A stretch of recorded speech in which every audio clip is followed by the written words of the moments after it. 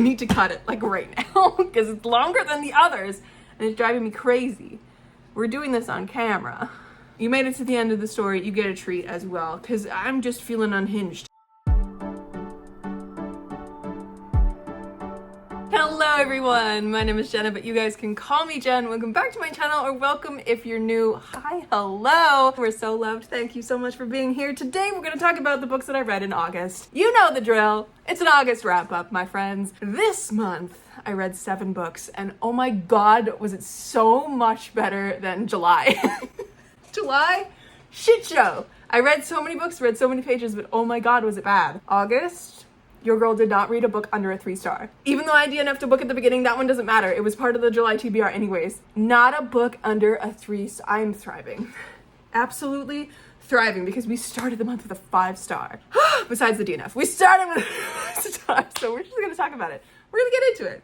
It's a good day. It's the day before my birthday and you're gonna be seeing this on my actual 27th birthday. So I'm gonna thank you in advance for the birthday wishes in the comments because I love you guys deeply and you guys are the best. Anyways, all right, we're just gonna get into it. This month I read 5 fantasies and 2 romance books. That is it. It was a great month. The 2 romances were kind of a surprise. I did do a like D20 type of rolling for my TBR for 4 of these books. No, 3 of them and 1 that leaked into September. I did really enjoy my reading this month. So much more than July. I'm so relieved. We're back. We're back on track and things are killing it. So we started with one of those romances. I read Out on the Limb by Hannah Bonham Young. And yes, this was a 5-star romance for me. It has no 3rd act breakup. It is phenomenal. Like, yes, it is a pregnancy trope book, but my god was it good. So it starts with Win and Bo meeting over Halloween at a Halloween party. They're both dressed as pirates because they both have limb differences. It's really like a funny little meet cute. They're so immediately attracted to each other and they just get along so well. They have a one-night stand and Win falls pregnant. So it is this getting to know each other as they are also preparing to become parents, but it's also this beautiful romance that is not really focused on like the symptoms of pregnancy or being pregnant and what that does to one's body. Like it just was something that they were marking the time towards and was like pushing them to be together because they needed to get to know each other because they were going to have a baby together, and it's then them falling in love with each other through that. It was so good. The hype is so real and I'm so excited to read everything else Hannah Bonham Young has written. I cannot wait. And my 2 beautiful friends, Sophia and Kate, got me 2 of her other books for my birthday. I'm so excited because they're just waiting for me to read them right now. I just, phenomenal 5 stars. Then I ended up reading The Delicate Dream Department Store by Mie Lee. This is translated by Sandy Jusong Lee. And this was such a delightful book, top to bottom, absolutely delightful. Like that is the one word, dreamy and delightful, as that I would describe this as. This is a cozy fantasy, very low stakes, slice of life type of book. I would kind of compare it to the Before the Coffee Gets Cold vibe, but not sad. This did make me cry in some instances, but that is because I get very emotional over animals in books, especially ones who are old. So it hit in that way, and it did go into some interesting deeper bits. Like it slowly led us in there to the end, but it was still all handled with such a delightful, lighthearted way. It was beautiful. I highly recommend this book. I give this 4.5 stars. It was just so delightful. Like one evening I knocked this out and it was just perfect and exactly what I needed. This follows Penny, a brand new employee to the Delicate Dream department store, as she kind of navigates where she wants to work on the floor, how she's getting used to the customers now that she's working the front desk, like what the vibe is of this place, learning more about the people who work there and learning more about dreams and the differences of making dreams and kind of getting deeper into the lore of this world. While we also get like little snapshots of people who are experiencing dreams through the Delicate Dream department store and like either falling in love with the person that they were meant to be with, or finally getting the inspiration they need for their artistic career and finally blowing up and becoming what they really wanted to be and doing exactly what they wanted to do. Like it was such a genuinely lovely book, top to bottom. I cannot recommend this enough. Then I read The Name of the Wind by Patrick Rothfuss. This was a continuation of my July TBR for My Friends Pick My TBR. This one was good. I did not like it as much as everyone else seems to like it. I don't understand why people are so obsessed with this. Like this is not doing anything different. This is not doing anything surprising. It's kind of try-harding a little bit too much to be like Robin Hobb and George R.R. Martin, but I think it did good things and bad things. Like, I have my problems with it, like with the way that women are treated in here, with the way that disability is treated in here, the unreliable narrator of it all, with Kvothe telling his story, but I really enjoy a good frame narrative, and the storytelling in this really sucked me in. So I really enjoyed the actual experience of reading this, because even though the story like wasn't anything amazing, it sucked me in. And it's been a long time since I've read a fantasy book that truly sucked me in and did not let me go. So I had a great time with this, and I gave it 3.5 stars because it's like I have my problems with it, and I also really enjoy a good frame narrative because this is about Kvothe, who is a legend. He's a man who's done so many incredible things, and he's now hiding from something, running a bar, essentially. And one night, this chronicler, this storyteller, comes and finds him and basically is like, hey, can I get your story from you? And Kvothe is like, great, you have 3 days because this is going to take 3 days. I'm going to sit down and I'm going to tell you my story over 3 fucking days. I don't care about your prior engagements. Like, get ready to sit down on your ass and write. So this is day 1. Book 2 is day 2. And then the book 3 that we are never going to see is day 3. But I think this was quite good for what it is. I just don't know why everyone's so obsessed with it. Anyways, 3.5 stars. I had a good time. It was fine. It was fine. Then I finally finished that My Friends Pick My TBR. What a time with Inheritance by Christopher Paolini, which also let me wrap up the series vlog for this entire series, and also wrapped this beautiful just saga of epicness that Christopher Paolini wrote about a boy and his dragon. This was so good. Okay, this is arguably the best written of the entire 4 books. My favorite is still the first one, though. Even though I rated that one 4 stars and this one gets a 4.5 stars for me, enjoyment-wise, the first one is still my favorite because there's just something so perfect about a boy going on a quest with a dragon. Like, that is just, it's perfect. This was heartbreaking and intense and so bittersweet in the end, and an absolute perfect way to wrap up a book. Like, I so rarely, I do say this in my series vlog about this when I get to it, but I so rarely come across an ending of a series that casts the rest of the books in a better light. Usually it's you get to the end of it and it was kind of a shit ending, like the author didn't land it, and it casts the rest of the books in kind of a negative light, or it was just a mediocre ending and you're like, okay, fine, that's whatever. This nailed it and cast the rest of the series and what Christopher was planning from the beginning in such a wonderful light, and I'm so glad that I read this. But yeah, 4.5 stars. Then I decided to delve into a couple of novellas. First, though, I ended up reading The Lies of the Ajungo by Moses Osei Otomi. This is a fantastic 84-page novella that I think is fucking phenomenal. Like, I gave this 4.5 stars. It is almost perfection in my books. Like, it basically is perfection. It's just not a new favorite of mine, which why it's not a 5 star, because 5 stars are saved for favorites, at least for me anyways.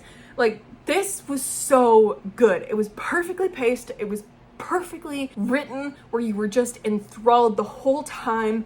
And you guys know I tandem read most of everything that I do, which is listening to an audiobook and reading it physically with my eyes. I tandem read most, like 90% of the books I read in a year. Every once in a while, I decide to pick up a book and be like, I'm gonna read this with my eyes so that I can prove to myself that I can still do it. Because sometimes I fear that I'm gonna lose the ability to read a book, which is so stupid. But, you know, that's just how my brain works.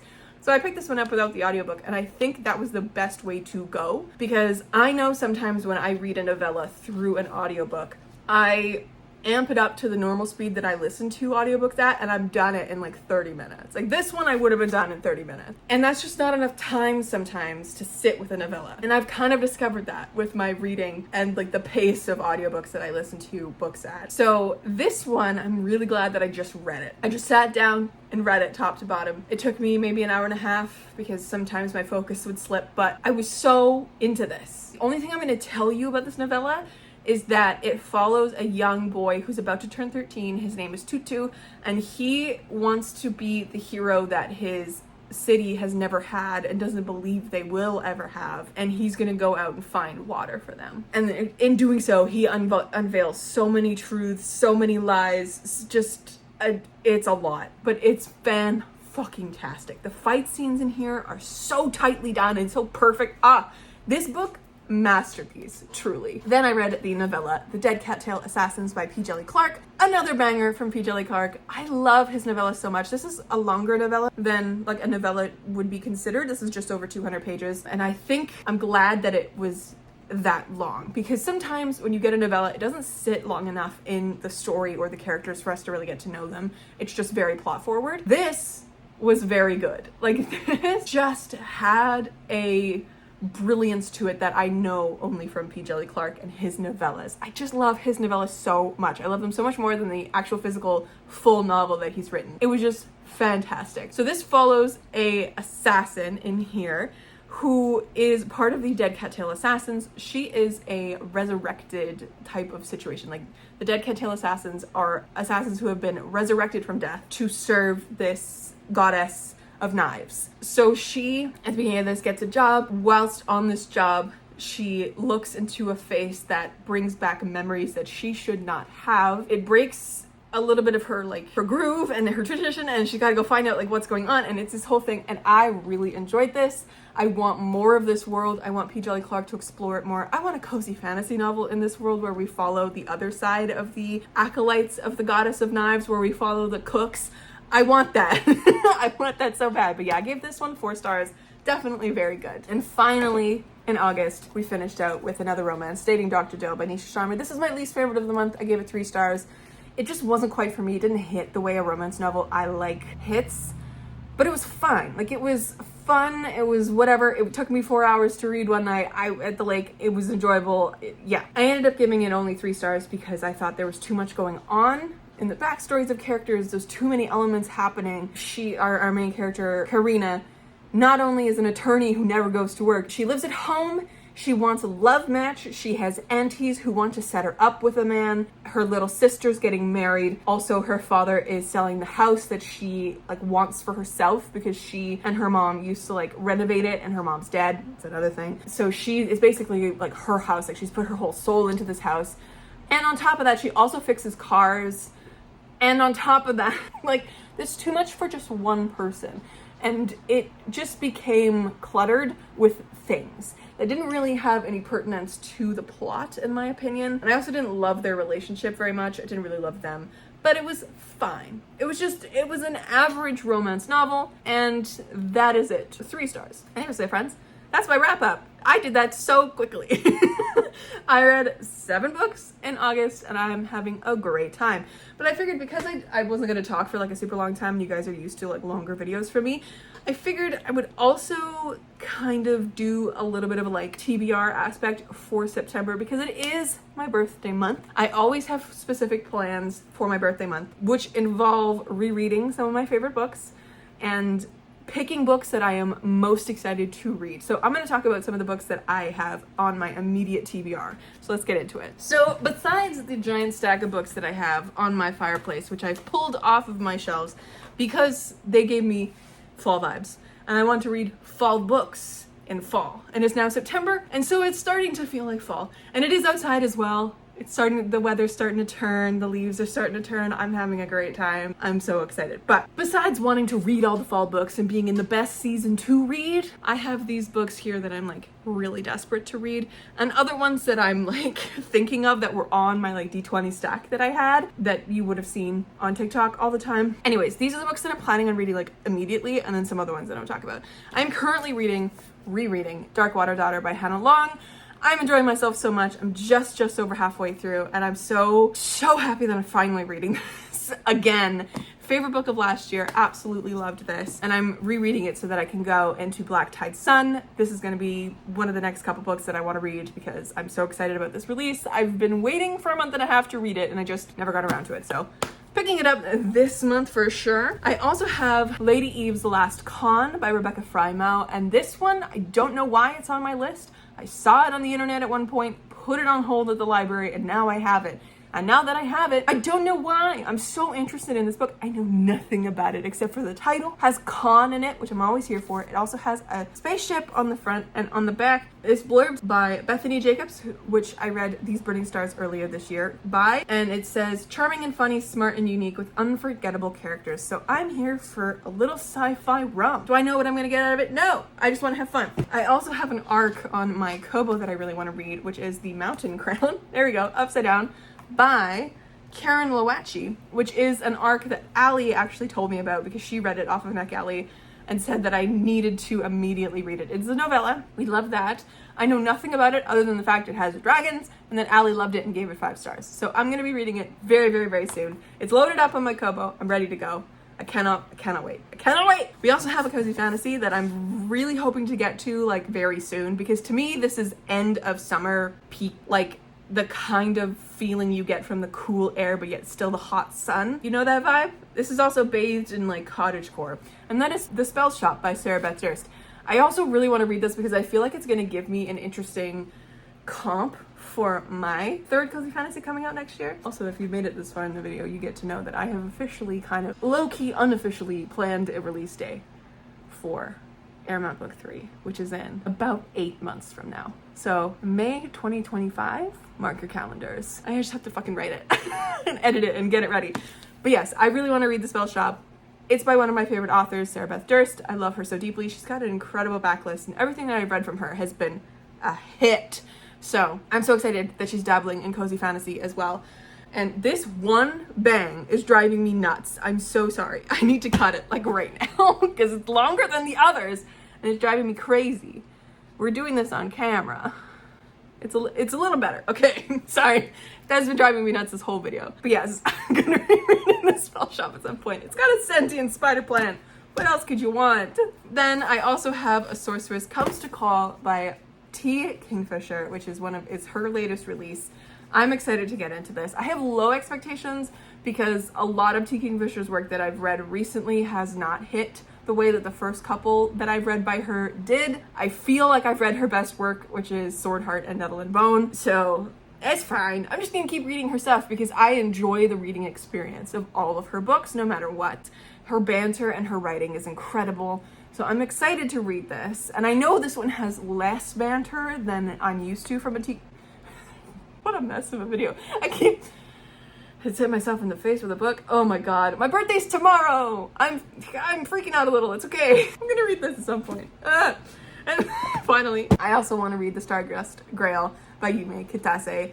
This is by the author of The Deep Sky. I read The Deep Sky last year and I enjoyed it. It was fine, but I think this one's gonna hit better. I don't know why I have Indiana Jones in space in my head for this book, but it just seems a little more action-packed than the other one did. Because the other one is pitched as a thriller, but it's really not. It's really just a literary fiction in space. Like, that's what the other one is. But this one seems like it has more action and it's hitting really well with readers. So I'm excited to get into it. The books that I'm planning on rereading this month, planning on reading my favorite book of all time, The Gideon the Ninth. Gideon the Ninth. That's where we're at today. And I'm also planning on rereading these two bad boys for the second time this year.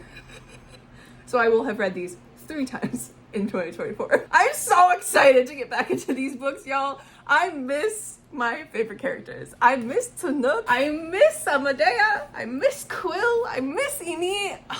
So yeah, we're gonna be reading these. I didn't grab it, but I'm planning on reading The Principal Moments really soon because I want to do a buddy read with Allie on that one. And also the 2 books that my friends got me for my birthday. I'm so fucking amped for these. Those are also on my list. I got so many things that I want to read. But anyways, my friends, that's my wrap up and my rambly TBR. Let me know down below what your favorite book of August is and also what your most anticipated book of September is. Also, you made it to the end of the story. You get a treat as well because I'm just feeling unhinged. I got myself a physical copy of Merry and Bright, which is my sapphic novella, my sapphic cozy holiday novella that is going to be coming out this November because I'm publishing it. I did not win the Kobo contest, which is totally fine. I made it into the top 11 into the shortlist. It was 11, not 5, like I said in my vlog. I read the rules, it said top 5, but because there were so many entries, there was over 140 entries in all of Canada, they did top 11, and I was in the top 11, which is still really cool. Like top 11 out of 145 is so sweet.